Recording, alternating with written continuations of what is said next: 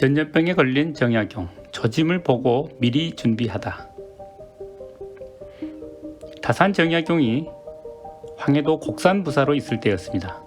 겨울에 평안도에서부터 전염병이 퍼졌습니다. 다산도 전염병에 걸려 알아누웠습니다. 고을 노인들이 걸렸다 하면 죽어서 고을에 곡소리가 끊이지 않았습니다.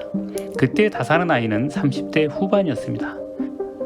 그래도 버틸 수 있을 만한 나이라 할 수 있겠죠. 그런데 새해가 되어도 병이 낫질 않았습니다. 그런 가운데 다산이 갑자기 명령을 내렸습니다. 중국 사신들이 오면 사용할 돗자리를 사오도록 해라. 중국 사신들을 영접할 때 돗자리가 필요했는데 얼른 준비를 못해 낭패를 봤던 경험이 많았습니다. 명령을 들은 사람들은 모두 어리둥절했습니다. 중국 사신들이 온다는 얘기는 못 들었는데. 관리가 밖에서 돗자리를 사서 돌아오는 길에 의주에서 한양으로 급히 가는 파발마를 만났습니다. 전령이 말해주었습니다. 중국 황제가 죽어서 직사가 온다. 이 사실을 전해 듣고 관청 사람들은 물었습니다. 부사께서는 어떻게 미리 아셨습니까? 다산이 대답했습니다. 이상할 것 없다. 전염병이 북서쪽에서 오지 않았느냐. 그래서 중국으로부터 온 것으로 판단했다. 그리고 전염병에 걸린 노인들이 다 죽었다. 그런데 중국 황제가 90세에 가까운 노인이 아니었더냐. 이상은 자찬별명과 사암연보에 나온 이야기입니다. 여기서 중국 황제는 건룡제였고 문제의 그 해는 바로 1799년이었습니다. 건룡제는 60년 넘게 황제로 있었으니까 오랫동안 제위를 했고 89세까지 살았으니까 대단히 장수한 황제였습니다.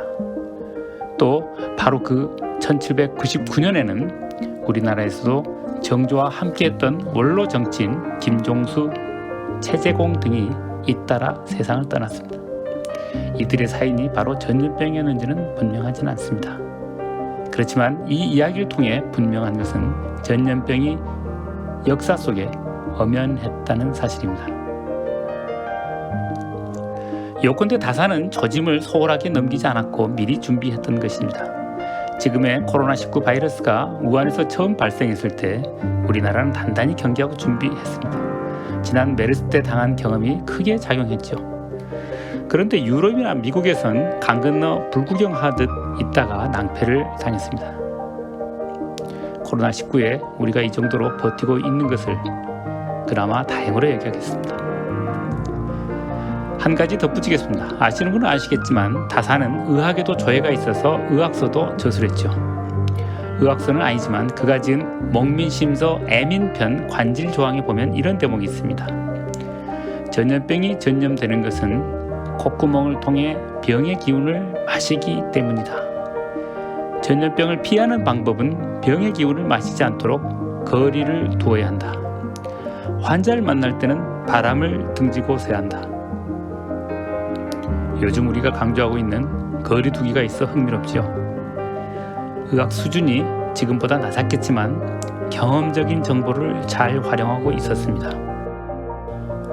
우리 역사와 세계사를 돌아보면 전염병 역사가 결코 처음은 아니죠. 다만 요즘 겪는 코로나19 바이러스를 보면 도시와 세계와 기후변화가 맞물려 사태가 더욱 심각해지는 것 같습니다.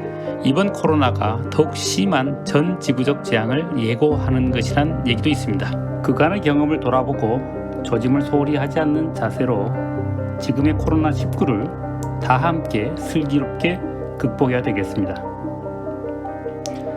실학 에피소드, 앞으로 이야기를 통해 실학자의 삶과 실학사상을 소개하려고 합니다. 여러분에게 역사 지식과 생각거리를 제공할 것입니다. 실학 에피소드 많은 공유 바랍니다.